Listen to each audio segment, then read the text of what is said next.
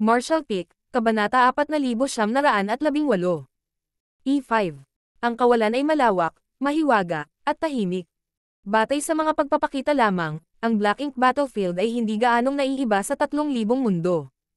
Gayunpaman, naramdaman ni Yang Kai na may mga panganib na nakatago sa bawat sulok dito.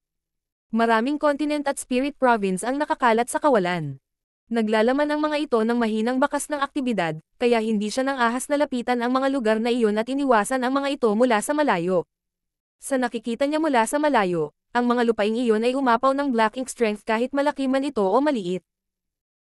Ang kasalukuyang posisyon ni Yang Kai ay matatagpuan sa loob ng domain na kinokontrol ng Black Ink clan.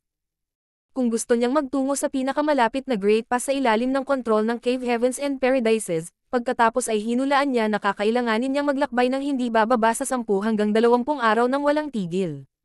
Bukod dito, walang garantiya na magiging maayos ang kanyang paglalakbay.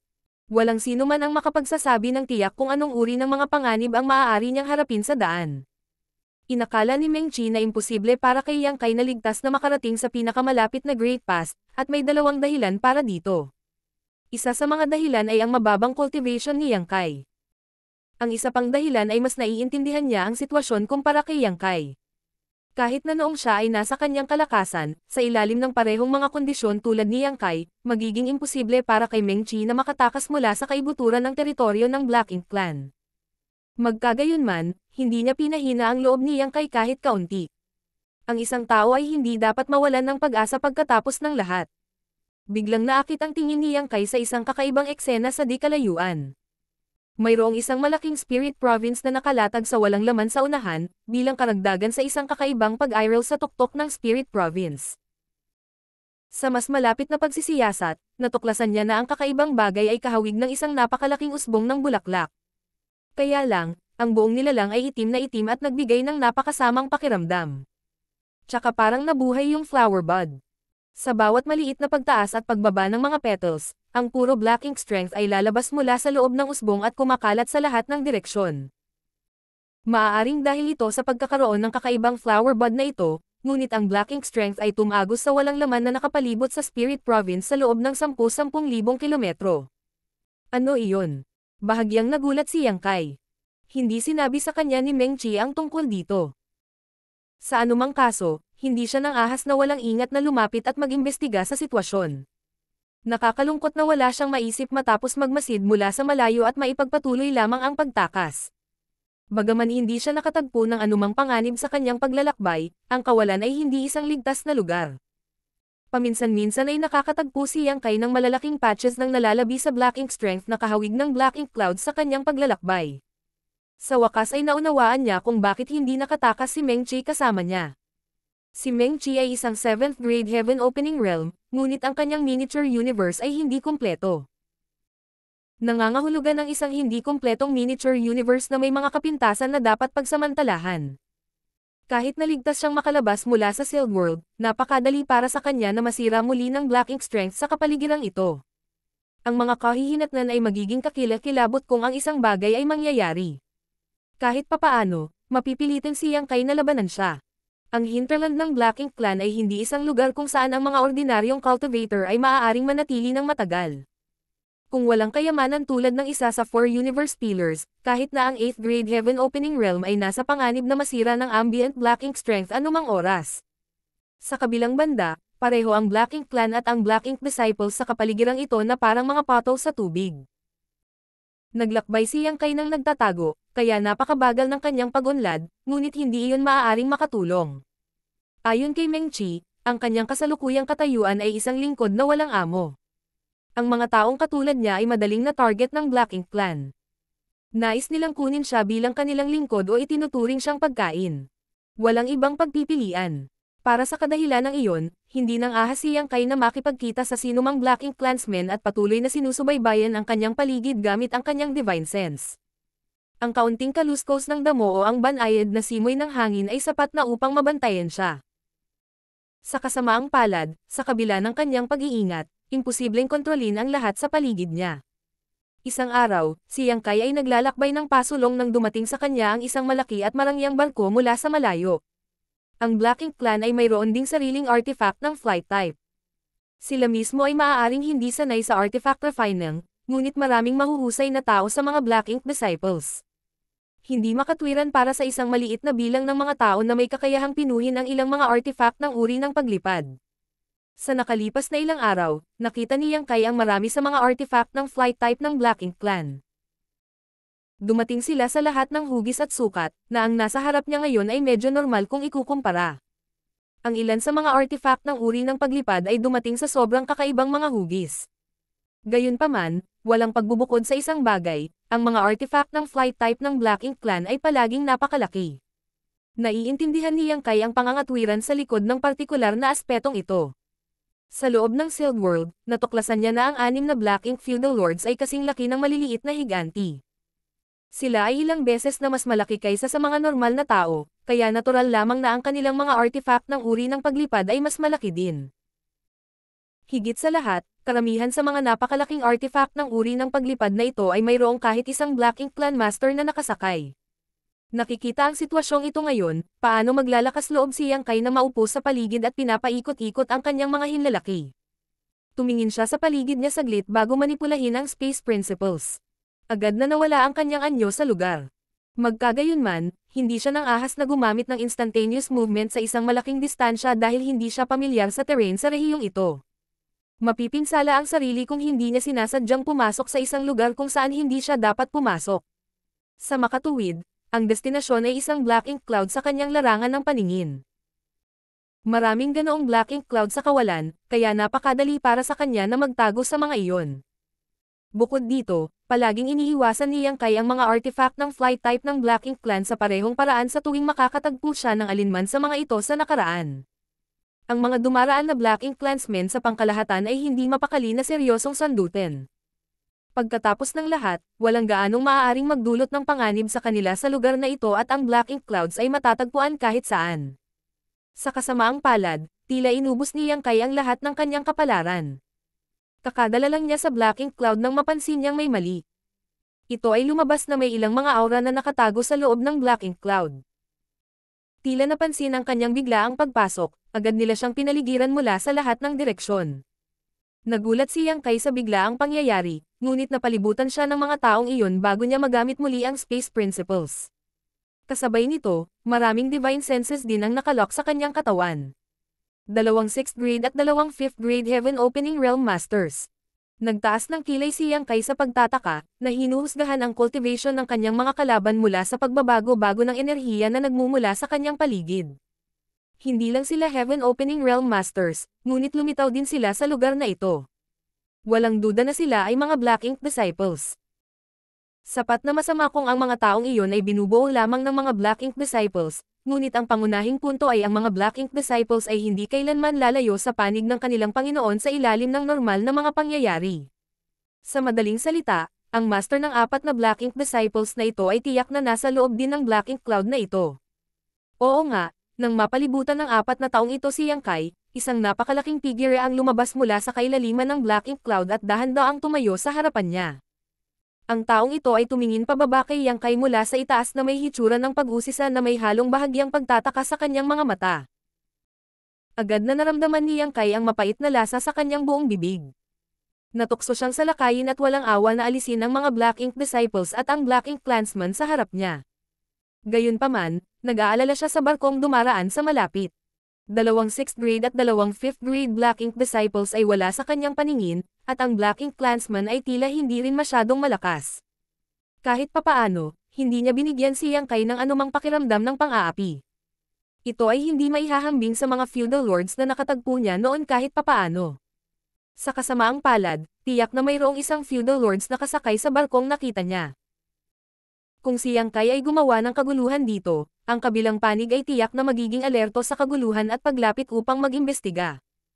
Magkakaroon ng walang katapusang mga kaguluhan sa hinaharap kung hindi mapuputol ni Yang Kai ang mga damo at mabubunot ang mga ugat na may kaugnayan sa bagay na ito. Sa anumang kaso, imposibleng tumakbo sa puntong ito. Isang Black Ink Disciple na matapang na tumakas matapos makipag-ugnayan sa isang Black Ink Clansman, na sa kanyang sarili ay isang isyo na nagkakahalaga ng pagsisiyasat. Sa lahat ng Black Ink Disciples na nakatagpo noon ni Yang Kai, bawat isa sa kanila ay mas inuuna ang Black Ink Clan higit sa lahat. Kung gagawa siya ng paglipat dito, ang kanyang mga aksyon ay tiyak na haantong sa isang walang katapusang pagtugis. Pinigilan ni Yang Kai ang pagpatay na layunin sa kanyang puso at pinilit ang bakas ng kaba sa kanyang mukha. Sa ilalim ng tingin ng Black Ink Clansman, tila napaatras siya ng ilang hakbang sa takot. Pinag-aralan ng Black Ink Clansman si Yang Kai nang may interes at nagtanong.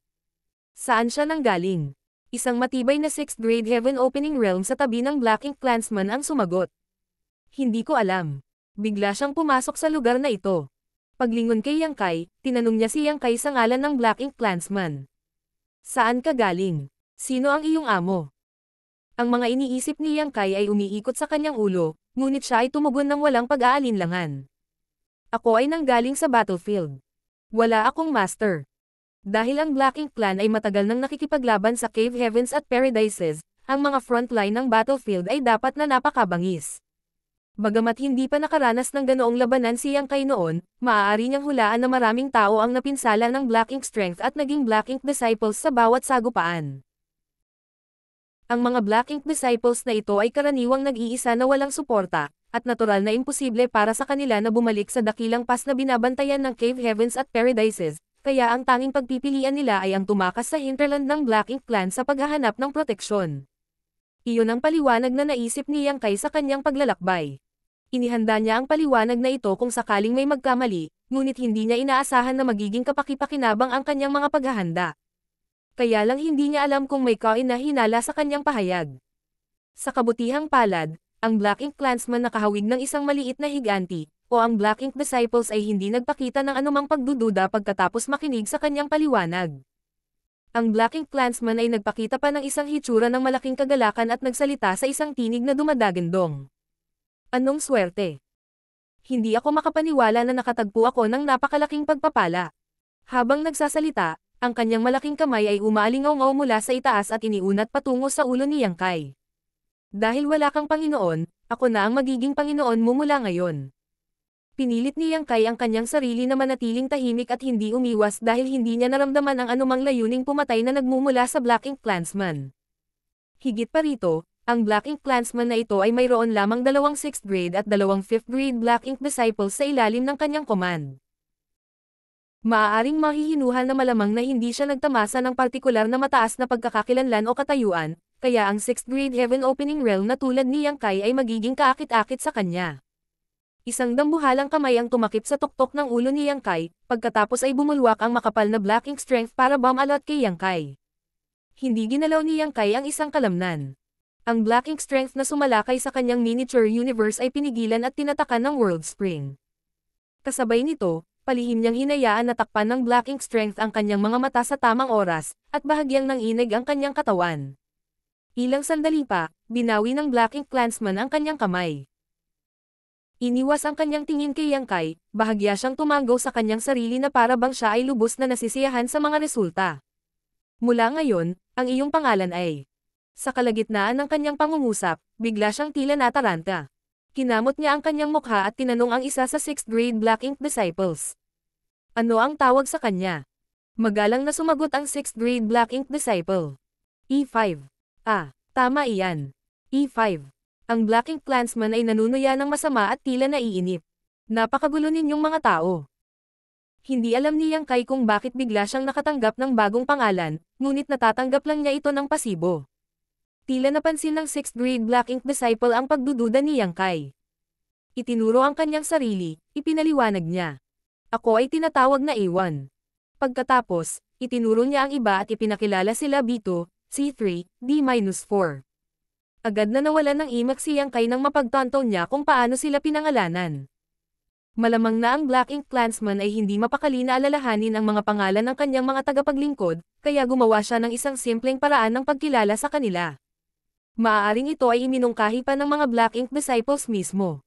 A1 at B2 ay parehong nasa 6th grade habang ang C3 at D4 ay nasa 5th grade.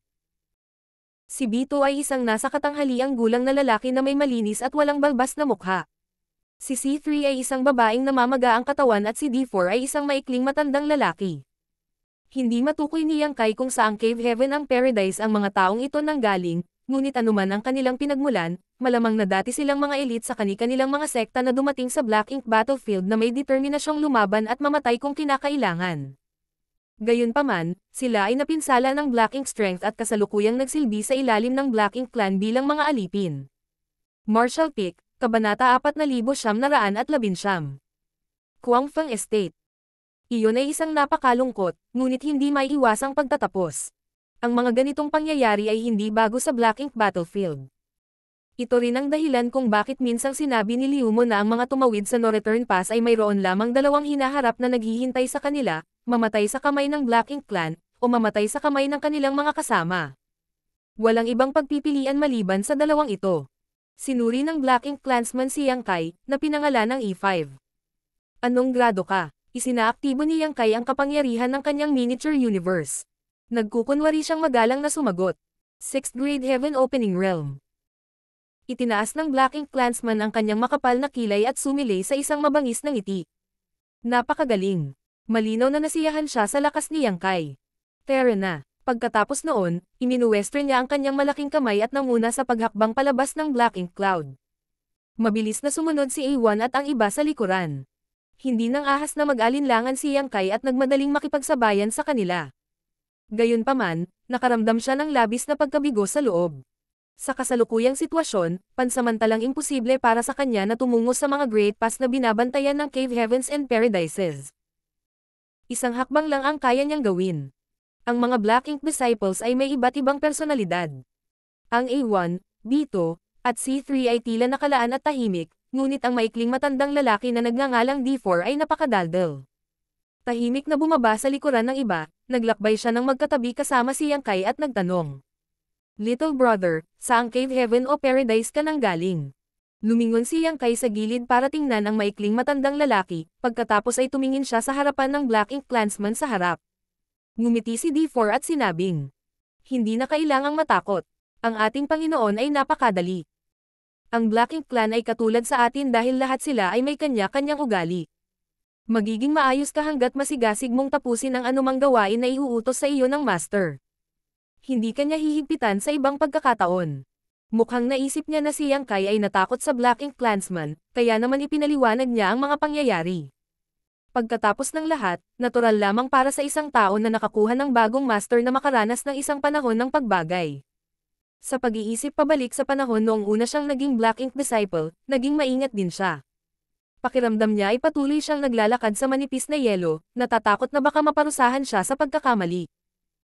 Kaya lang medyo nakahinga siya ng maluwag pagkatapos magtrabaho sa kanyang kasalukuyang amo ng napakatagal.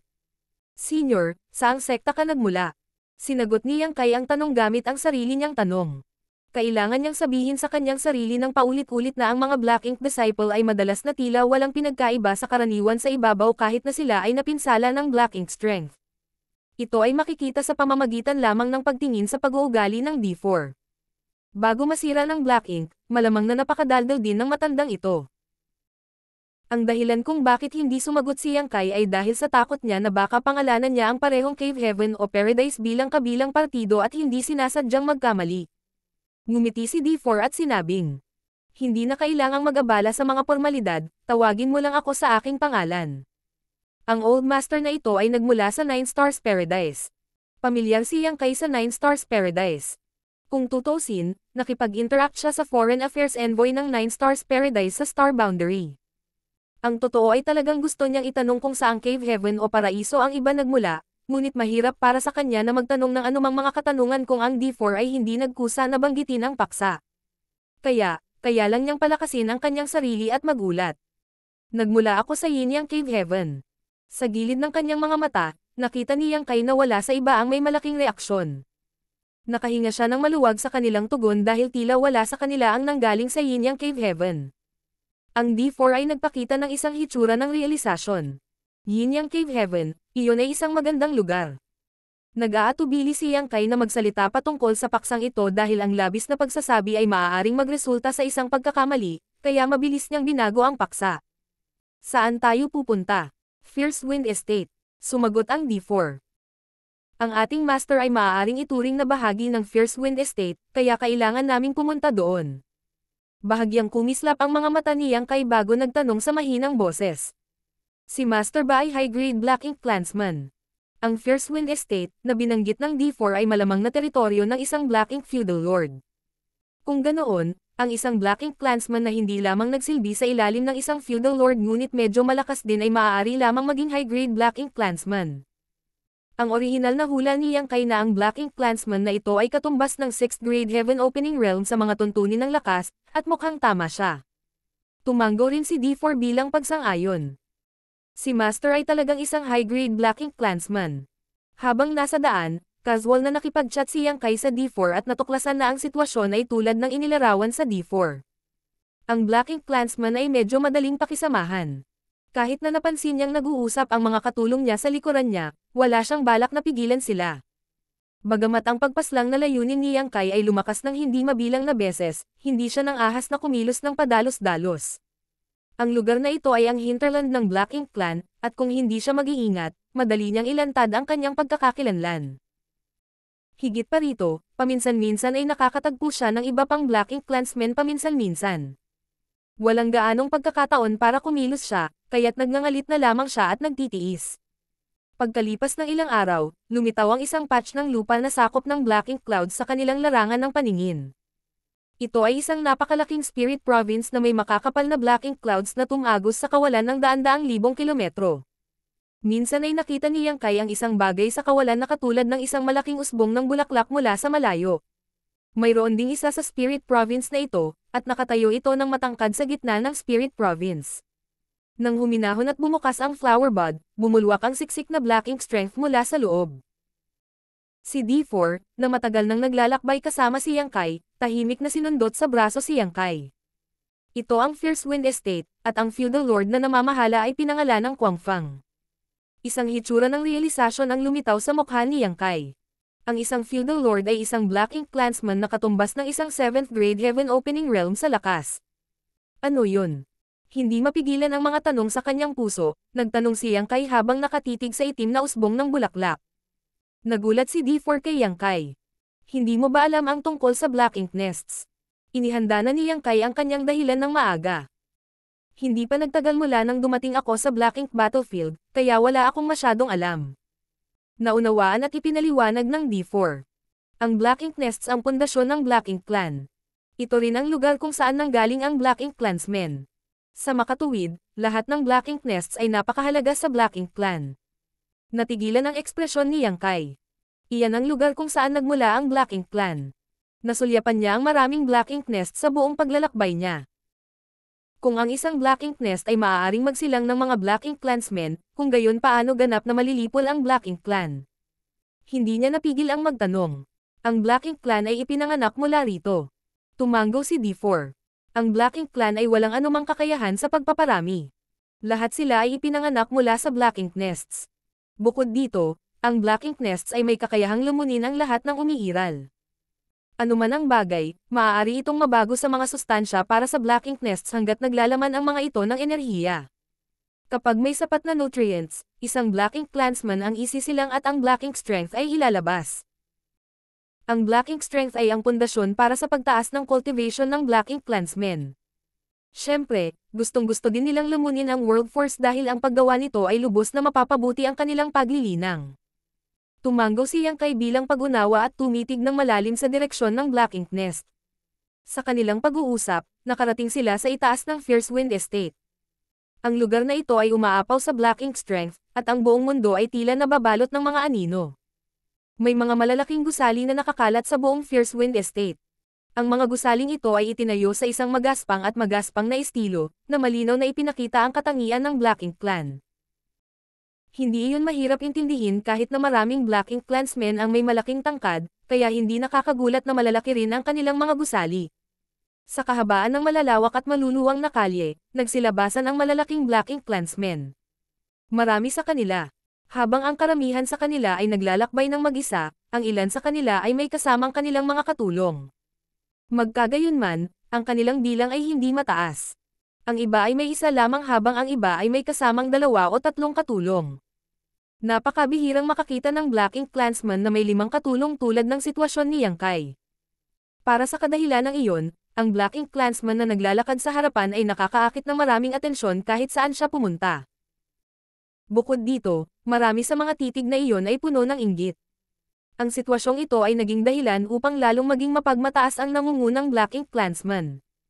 Naglakad siya ng may kahambugan, na para bang walang sino man sa mundo ang nakahihigit sa kanya.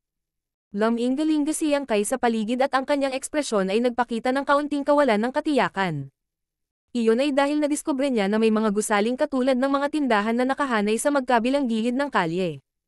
Bilang karagdagan, mayroong isang malawak na assortment ng mga item na ibinebenta, marami sa mga ito ay talagang mga mapagkukunan na kailangan para sa paglilinang ng mga human cultivator. Nagnenegosyo ang Black Ink Clan. Matapos magpigil ng mahabang panahon, sa wakas ay hindi nakayanan ni Yang Kai at lihim na tinanong ang D4 tungkol sa bagay na ito. Ngumiti si D4 at sinabing, ang mga bagay na ito ay natural na walang silbi sa Black Ink Clan, ngunit kapakipakinabang ito sa atin. Maaari tayong maglingkod bilang mga lingkod ng Master at ang ating buhay ay maaaring nasa kanyang mga kamay, ngunit ito ay makikinabang din kay Master kung ang ating lakas ay bumuti. Matutulungan natin siyang makakuha ng higit pang mga tagapaglingkod sa larangan ng digmaan, tulungan siyang lumunin ng higit pang World Force, at tiyakin ang kanyang kaligtasan.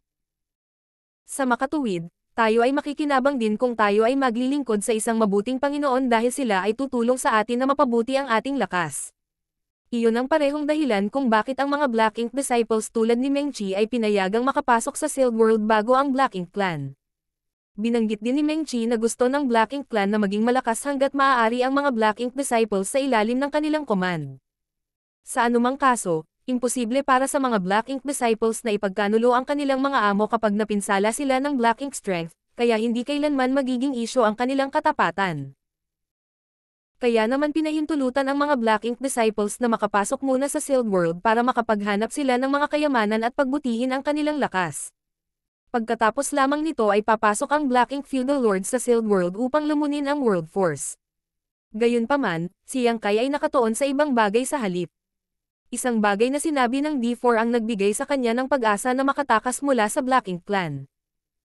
Lahat ng Black Ink Clansmen ay nakatakdang bumalik sa larangan ng digmaan sa lalong madaling panahon o huli, kaya hanggat siya ay matiyagang naghihintay, sa huli ay makakahanap siya ng pagkakataon na makatakas o mapatay sila kapag sinundan niya sila sa digmaan. Pagkatapos, maaari niyang makipagkita sa mga Masters mula sa Cave Heavens and Paradises at tumungo sa pinakamalapit na Great Pass. Sa sandaling iyon ay sumagi sa kanyang isipan, lahat ng alalahanin na bumabagabag sa kanya ay agad na nawala. Alam ni Yang Kai na ang kailangan niyang gawin ngayon ay matiyagang maghintay hanggang sa dumating ang pagkakataon na sundan ang Black Ink Clan papunta sa larangan ng digmaan. Samantala, nagdadaldol pa rin ang D4. At saka, kasalukuyang kulang si Master ng artifact ng flight type. Kung gusto niyang makakuha ng isa, kailangan niyang bilhin ang mga materyales at umarkila ng isang tao upang pinuhin ang artifact para sa kanya. Gayunpaman, ang kanilang mga negosyo ay hindi lamang para sa mga Black Ink Disciples na tulad natin. Ang Black Ink Clan mismo ay mayroon ding mga negosyo sa isa't isa. Tumanggo si Yang Kai bilang tugon. Sa kanilang pag-uusap, dinala sila ng Black Ink Clansman sa isang tindahan. Sa loob ng shop, isa pang Black Ink Clansman ang sumalubong sa kanya. Parang pamilyar sila sa isa't isa at masayang nagkwentuhan saglit. Lumingalinga si Yang Kai sa paligid at nalaman na nasa tindahan ang lahat, kabilang ang mga artifact para sa mga cultivator, mga table tasks, at kahit ilang dekalidad na cultivation resources. Ang mga bagay na ito ay karaniwan sa 3,000 mundo. Ang nakatawag pansin sa kanya ay ang maraming bagay na kasing laki ng ulo na parang mga bowl ang kristal. Walang marami sa mga bagay na ito, isang dosina lamang o higit pa sa kabuuan. Bukod dito, sila ay inilagay sa mga pinakakitang lugar. Bago dumating si Yang Kai at ang iba pa, mayroon ng ilang Black Ink Clansmen na nagtipon sa paligid ng mga bowl ang kristal. Sinusuri nila ang mga bowl ang ito na may mga matako na ekspresyon, na para bang ito ay lubhang kapakipakinabang sa kanila. Sinulyapan ni Yang Kai ang mga bowl ang kristal, ngunit wala siyang maisip mula sa mga ito. Ang nakikita lang niya ay may umaagos sa loob nila. Palihim na pinakawalan ang kanyang divine sense, inimbestigahan niya ang mga bowl ang kristal at agad na sumimangot bilang tugon. Bagamat hindi siya nang ahas na maging mapangahas, sa sandaling iyon ng pagsisiyasat, tila napansin niya ang isang napakatinding world force sa loob ng bowl ang kristal. Mag-ingat ka, napansin ni D4 ang kanyang mga kilos at mabilis na binalaan siya. Sa isang lugar kung saan nagtipon ang Black Ink Clan, malaki ang posibilidad na mapuko ang isang masamaang loob ng Black Ink Clansman sa pamamagitan ng biglang pagpapakawala ng kanyang Divine Sense upang suriin ang paligid. Kung mangyayari iyon, hindi sila ipagtatanggol ng kanilang Black Ink Clan Master. Martial Pick, Kabanata 4920. World Sphere. Sa kabutihang palad, ngayon lang ay kumilos si Yang Kai ng napakaingat. Ang kanyang Divine Sense ay binawi pagkatapos ng isang maikling pagpindot. Bagamat nakita ng Black Ink Clansmen sa paligid ng mga bowl ang kristal kung ano ang ginawa niya, hindi sila mapakali. Ano ang mga iyon? Mahinang tanong ni Yang Kai. Ang ekspresyon ni D4 ay naging medyo komplikado nang hininaan niya ang kanyang boses at sumagot. World Spheres. Naglalaman sila ng malaking halaga ng World Force sa kanila. World Force. Nagtaas ng kilay si Yang Kai na may pagtataka. Ito ang kanyang unang pagkakataon na marinig na ang World Force ay maaaring selyuhan sa isang lalagyan. Sa paghusga mula sa hitsura ng tinatawag na World Spheres, sila ay malinaw na Pinong artifact. Maraming Heaven Opening Realm Masters ang namamatay sa bawat laban. Matapos mamatay ang mga Heaven Opening Realm Masters na ito, magwawala ang kanilang World Forces. Sa ilalim ng normal na mga pangyayari, ang Black Ink Clansmen ay maaaring lamunin at pinuhin ang World Force on the spot. Gayunpaman, ang sitwasyon sa larangan ng digmaan ay patuloy na nagbabago. Kung sakam nilang susubukan na lumunin ang World Force noon at doon, malamang na makakatagpo sila ng iba't ibang panganib. Bukod pa rito, ang Black Ink Clan ay hindi pinapayagan na lumunin at pinuhin ang World Force sa kalooban sa panahon ng labanan. Mayroong isang grupo ng mga tao sa larangan ng digmaan na espesyal na may tungkulin sa pagkolekta at pagsil ng World Force sa loob ng World Spheres. Ang mga World Sphere na ito ay itinuturing na kayamanan ng Black Ink Clan. Mabigat ang puso ni Yang Kai nang marinig niya ang mga salitang iyon, ngunit ang kanyang ekspresyon ay nanatiling hindi nagbabago sa ibabaw. Ang mga World Sphere na ito ay hindi pa nakita sa 3,000 worlds dahil sila ay walang silbi sa mga cultivator. Sa kabilang banda, ang World Force sealed sa loob ng mga item na ito ay lubhang kapakipakinabang sa Black Ink Clan. Naniniwala si Yang Kai na ang mga bagay na ito ay mga artifact na espesyal na ginawa ng Black Ink Disciples na bihasa sa artifact refining. Pagkatapos ng lahat, ang digmaan sa pagitan ng Black Ink Clan at ng humans sa Black Ink Battlefield ay nagpapatuloy sa hindi mabilang na taon. Malaki ang posibilidad na ang ilang mga kakaibang bagay ay ginawa bilang isang resulta. Sa kanilang pag-uusap, nakita nila ang isang Black Ink Clansman na kumukumpleto ng negosasyon sa nagbebenta. Pagkatapos, naglabas siya ng isang malaking dakot ng itim na bilog na bagay na kahawig ng mga tansong barya. Matapos ibigay ang mga baryang ito, casual niyang inabot ang isang World Sphere at lumabas ng shop. Nagulat si Yang Kai. May sariling pera ba ang Black Ink Clan? Tumango si D4. Black Ink Coins. Wala silang halaga at hindi magagamit sa paglilinang, ngunit ginagamit sila ng Black Ink Clan para sa pangangalakal. Ang bawat Black Ink coin ay ginawa ng isang Royal Lord, kaya mayroon silang marka ng Royal Lord na iyon at hindi maaaring kopyahin. Napabulalas nang nagtataka si Yang Kai. Kung wala silang halaga at hindi magagamit sa paglilinang, ano ang kahalagahan ng Black Ink coins? Ang Heaven Opening Pills ay ang pangunahing pera sa 3,000 mundo at anumang uri ng mga mapagkukunan ay maaaring pahalagahan sa mga tuntunin ng mga ito. Iyon ay dahil ang Heaven Opening Pills ay spirit pills na ginagamit ng Heaven Opening Realm Masters sa kanilang cultivation. Anumang bagay na ginamit sa sirkulasyon ay dapat magkaroon ng sarili nitong intrinsic na halaga. Natawa si D4. Kung nasa sirkulasyon sila, dapat may dahilan. Ilagay natin ito sa ganitong paraan. Kung ang isang Black Ink Clansman ay gumastos ng isang tiyak na halaga ng Black Ink coins, maaari silang pumasok sa isang Black Ink nest upang linangin. Dapat mong malaman na ang Black Ink nests ay ang lugar kung saan ipinanganak ang mga mula sa Black Ink Clan. Kaya naman, ang pagpasok sa Black Ink nest ay parang pagbabalik sa sinapupunan ng kanilang ina.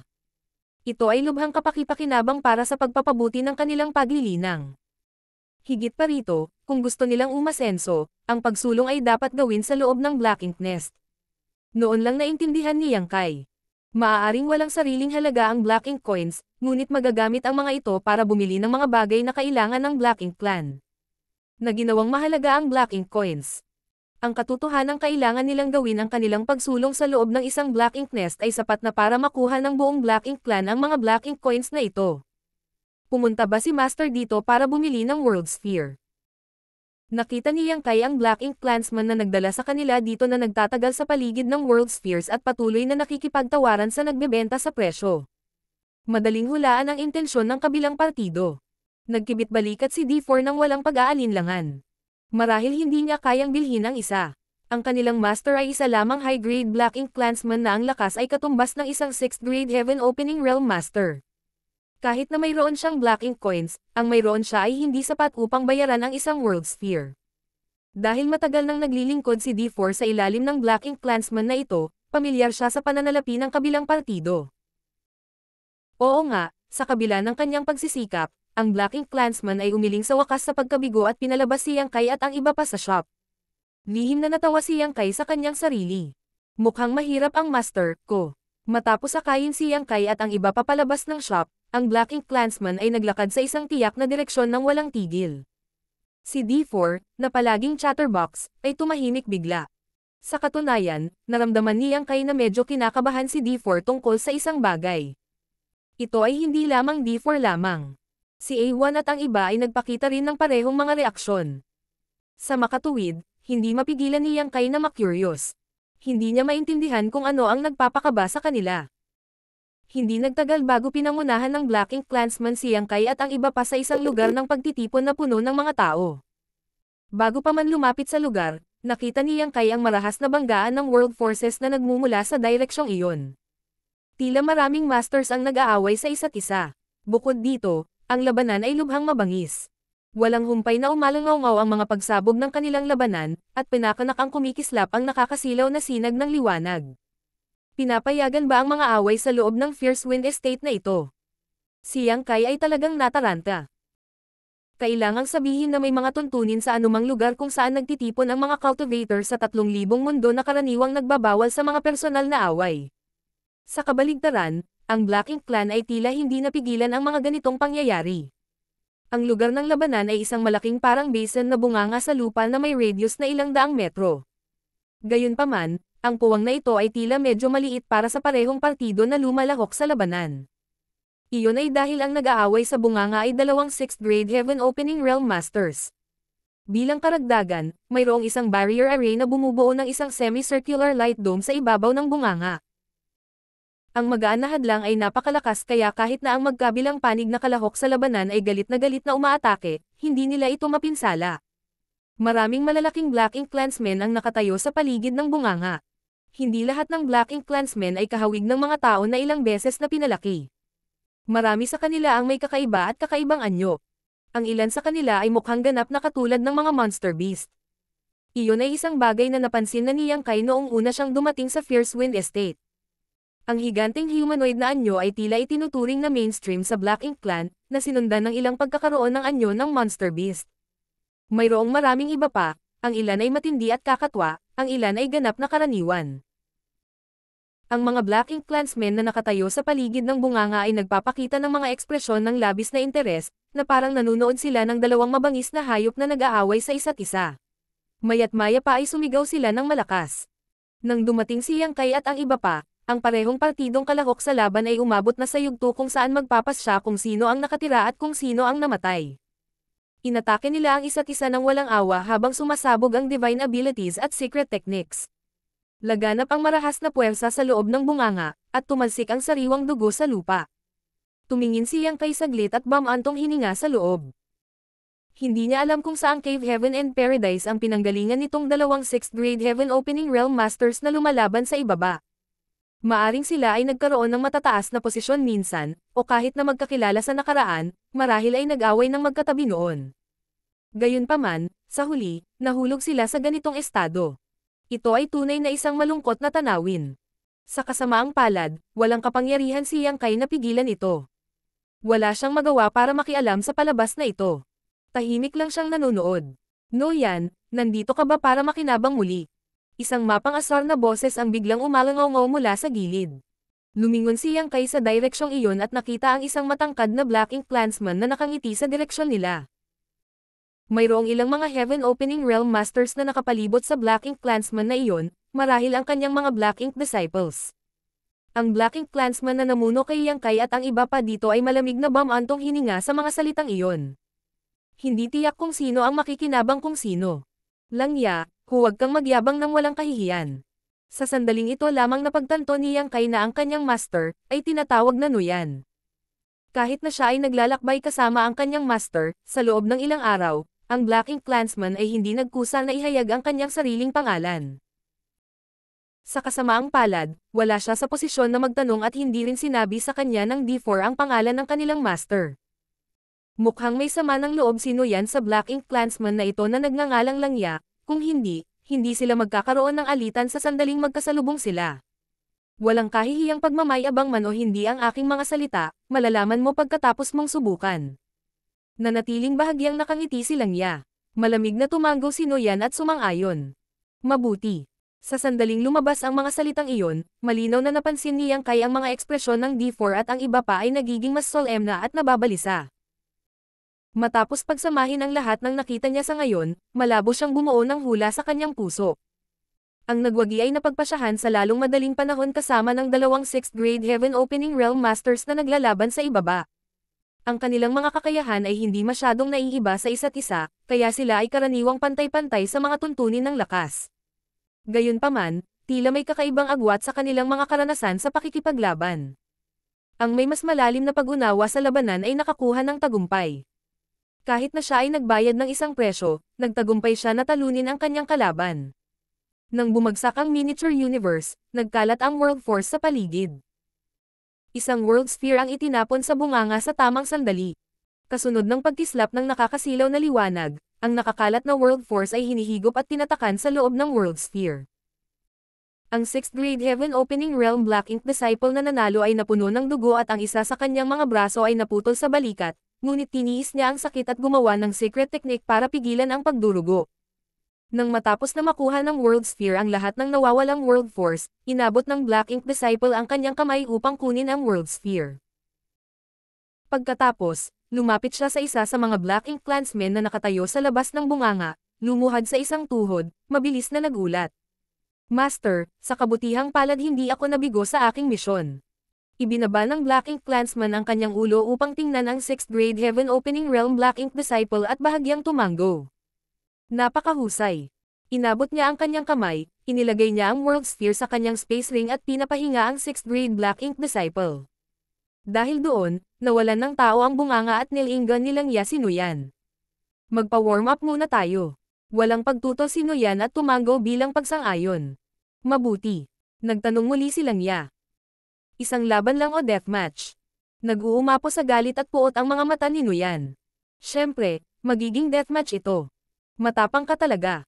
Agad namang lumingon si Langya para tingnan ang mga Black Ink Disciples sa tabi niya at inabot niya para ituro ang isa sa kanila.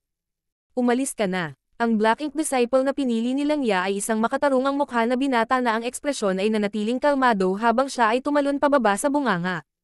Sa paghusga sa mga pagbabago sa enerhiya na nagmumula sa kanya, malamang na siya ay nasa 5th grade Heaven Opening Realm.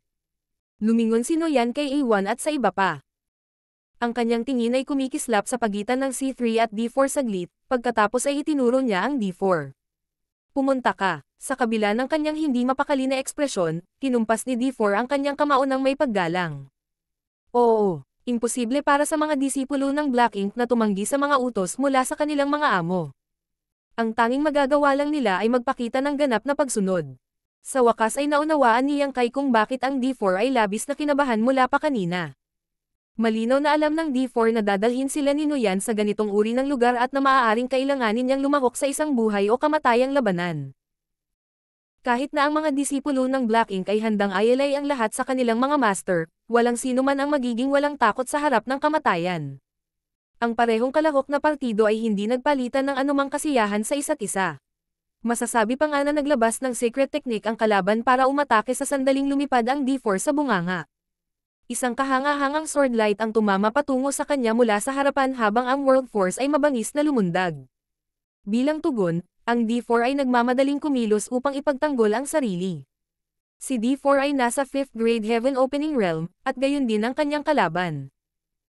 Kahit na ang kanilang paglilinang ay isang grado na mas mababa kaysa sa nakaraang labanan, ang intensity ng kanilang labanan ay hindi mababa sa anumang paraan. Ang kalaban ay halatang bihasa sa sword daw. Gamit ang mahabang espada sa kanyang kamay, Tinapan niya ang buong kalangitan ng kurtina ng liwanag ng espada. Sa kabilang banda, ang artifact sa mga kamay ni D4 ay isang pares ng dagger. Sa unang lugar, siya ay palaging maliit ang laki ngunit maliksi. Ang kanyang figure ay nag-flounder sa ilalim ng mabangis na pagsalakay mula sa kanyang kalaban, at ang kanyang sitwasyon ay mukhang napakadelikado.